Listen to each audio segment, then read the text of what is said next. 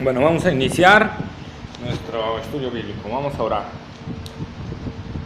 Amantísimo Padre Celestial, Señor, gracias, Dios, por tu misericordia. Señor, gracias porque estamos aquí reunidos para venir a estudiar tu bendita palabra, Señor. Venir a conocer más de ti y aprender más de ti, Señor. Padre, te rogamos, Señor, que tu Espíritu Santo abra nuestros oídos, nuestro corazón, nuestro entendimiento, Señor, nuestros ojos, para percibir la verdad espiritual de tu palabra, Señor. Tócanos de una manera especial, Señor, y permite que tu palabra, Señor, entre en lo más profundo de nuestro ser y nos muestre, Señor, tu grandeza, tu poder, Señor. Y así, mediante ello, Padre, podamos creer verdaderamente en ti, podamos crecer en el Señor Jesucristo. Gracias, amado Dios. Toma todo control, Señor. Apresura los pasos de los que vayan a venir, Señor, y los que no vinieron por alguna razón. Tú sabes, Señor, ayúdalos y fortalécelos, Padre. Te rogamos, Señor, que sea de grande bendición este momento, Señor, y de gran fortaleza para nosotros espiritualmente, Señor. Gracias, en el nombre de Jesús. Amén. Entonces, vamos por favor la palabra de Dios en Juan, capítulo 1, versículos 6 al 11, por favor. Juan, capítulo 1, versículos 6 al 11.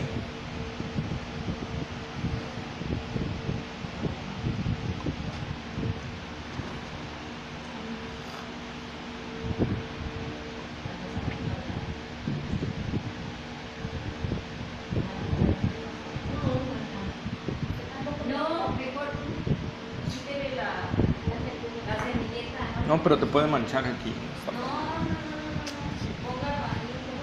Ahí está bien, no pasa nada. Juan capítulo 1, versículo 6 al 11. ¿Cómo dice la palabra de Dios? Leanla, por favor. Hubo un hombre enviado de Dios, el cual se llamaba Juan.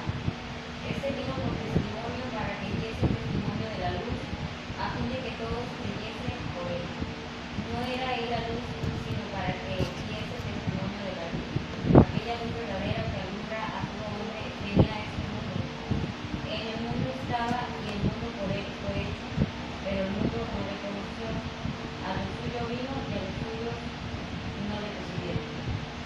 ¿Verdad? Entonces nosotros podemos ver aquí mediante la palabra del Señor, que ya es algo que no tenía que hacer, que dice, hubo un hombre enviado de Dios, ¿verdad? Y aquí Juan, ¿por qué habla Juan en el versículo 6 al 8? Está hablando sobre Juan el Bautista. ¿Por qué? Bueno, porque el Evangelio de Juan fue escrito para que nosotros conozcamos que Jesús es el Cristo, o sea, el enviado de Dios para salvación a nosotros, ¿verdad? Y que mediante creer en Él, nosotros tengamos salvación. Pero hay dos fines que pone Juan para escribir esto, y varias veces va a hacer referencia a Juan el Bautista. Uno es Juan el apóstol, el que escribió el Evangelio de San Juan, y otro es Juan el Bautista, ¿no? Y una de las cosas por las que Juan escribe esto es que precisamente en los tiempos de Jesús y en los tiempos de los apóstoles, los discípulos de Juan el Bautista creyeron que Juan el Bautista era el Mesías, ¿sí? Que era el enviado de Dios, que era el Mesías realmente. Aunque Juan el Bautista varias veces indicó que él no era. Y lo vamos a ir viendo posteriormente, ¿verdad? En los versículos más adelante. Pero él indicó varias veces que no era. Sin embargo, los discípulos de Juan el Bautista lo pusieron como el Mesías, ¿verdad? Y aún después de ver que lo decapitaron y que murió y que lo sepultaron y no resucitó, siguieron creyendo que Juan el Bautista era el Mesías.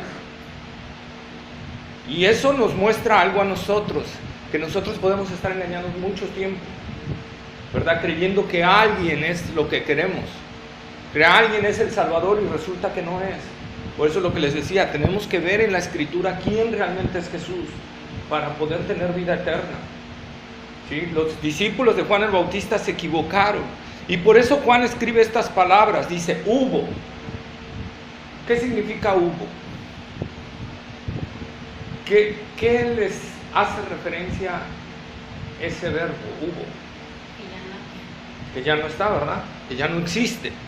O sea que hubo, que significa que tuvo un tiempo de existencia y terminó, ¿verdad? Y entonces Juan empieza con eso, hubo, recalcando que al quien va a indicar tuvo una existencia breve. Por lo tanto va a hablar de Juan el Bautista y tiene una existencia breve, a diferencia del verbo de Dios que ya vimos que estuvo desde el principio y va a estar hasta el final. Él es el alfa y la omega, dice en el Apocalipsis. Jesucristo es el alfa y la omega, el principio y el fin de todas las cosas. Entonces, a diferencia de Juan, Jesucristo ha existido siempre, es la palabra de Dios viviente, que se encarnó y se hizo hombre, ¿verdad? Pero a diferencia, Juan tuvo una existencia breve, Y luego dice Juan el apóstol, hubo un hombre. Y aquí Juan recalca falsamente que Juan el Bautista era un simple hombre, ¿verdad? A diferencia del verbo, Juan 1:1, que dice, en el principio era el verbo, o sea, era la palabra. Y la palabra era con Dios, en el sentido de que tenía comunión con Dios esa palabra. Y la palabra era Dios mismo. Entonces nosotros vemos mediante esto que a diferencia de Juan, Jesucristo es Dios mismo encarnado. Es diferente. Por eso cuando el ángel anuncia el nacimiento de Jesús, dice Emmanuel, Dios con nosotros. Dios habitando entre nosotros. Dios caminando entre nosotros. Y eso es lo que significa. Por eso Juan dice, hubo un hombre enviado de Dios, ¿sí? El cual se llamaba, otra vez se llamaba. ¿Qué quiere decir? Ya, murió, finish, ¿verdad? Se llamaba Juan. ¿A qué vino Juan? El versículo 7. Este vino por testimonio. La palabra en griega es para testificar, ¿verdad? Para testificar. Juan vino para testificar, para que diese testimonio de la luz. No para que, ¿qué? No para que Él sea la luz, sino para que diese testimonio de la luz. ¿Sí? Juan fue enviado para hacer testimonio de la luz que vendría. Es más, Juan fue enviado como precursor. Nosotros acordémonos que Juan el Bautista era 6 meses mayor que Jesús. ¿Sí? Porque primero se le revela el ángel a Zacarías, el padre de Juan el Bautista, que era un sacerdote. Y también le dieron una palabra grandiosa a Zacarías. Dice, será llamado profeta del Altísimo, el que va a estar, ¿verdad? Entonces nosotros vemos esta parte. Juan vino para dar testimonio de esa luz. Pero no era él la luz, como dice el versículo 8, no era él la luz, sino para que diese testimonio de la luz. Así que nosotros podemos ver que Juan fue enviado como ¿qué? Como precursor de la luz, no como la luz misma, sino como ¿qué? Antecesor de ella, ¿verdad? Y aquí puse una pequeña tabla para que podamos ver, por ejemplo, Cristo era, o sea, desde la eternidad. ¿Se acuerdan que hablamos de ese verbo? Era, en el principio era, o sea, que antes de que existiera todo, como era está en pasado, la palabra ya existía. Y Juan el Bautista vino, ¿verdad? Cristo es el verbo, Juan el Bautista es su nombre. Cristo es Dios mismo, y la palabra era Dios, Juan 1:1. Y Juan el Bautista vino comisionado por Dios. Cristo es la luz verdadera. Juan vino a testificar acerca de esa luz. Cristo es el objeto de toda confianza. Juan el Bautista es el agente por cuyo testimonio la gente llegaba a confiar en la luz verdadera. ¿Sí? Recordemos, y los vamos a ver más adelante, en versículos más adelante dentro del mismo capítulo 1, que Juan mismo señalaba a Jesucristo. Juan mismo señalaba. Los discípulos de Juan de repente le decían a Juan el Bautista, mira, el que tú bautizaste está de aquel lado bautizando a otros. Y él dijo, pues eso para mí es una gran alegría. Dice, el amigo del esposo se goza de oír al esposo, ¿verdad? Que está hablando. Entonces nosotros podemos ver, Juan el Bautista varias veces señaló que él no era. Cuando lo vinieron a ver los líderes religiosos y le dijeron, ¿tú quién eres? ¿Eres el Mesías? No, yo no soy. ¿El profeta? No. ¿Tú quién eres? Y entonces Juan les responde, yo soy la voz de uno que clama en el desierto. preparad el camino del Señor, enderezad su senda. Y Juan ahí entonces evoca una profecía del profeta Isaías. Vamos a Isaías 40, versículo 3, por favor.